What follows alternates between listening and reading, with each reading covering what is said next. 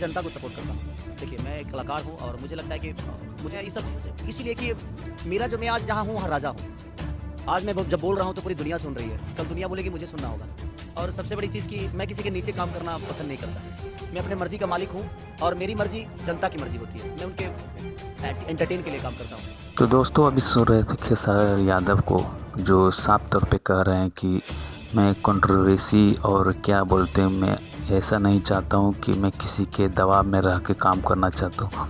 मैं अपने मर्ज़ी का मालिक हूँ और अपने मन से काम करना चाहता हूँ। और साथ में दोस्तों खेसारी लाल यादव को यह भी कहना है कि सभी कलाकार मिलजुल कर रहें और मिलजुल के छोटे बड़े कलाकार काम करें, भोजपुरी इंडस्ट्री को आगे बढ़ाएं।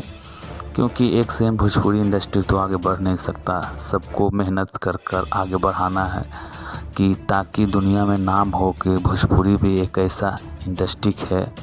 ऐसा कहना खेसारी लाल यादव को है। और इसी तरह के न्यूज़ देखने के लिए, जानने के लिए मेरे चैनल को सब्सक्राइब करके वीडियो को लाइक ज़रूर कर दीजिएगा।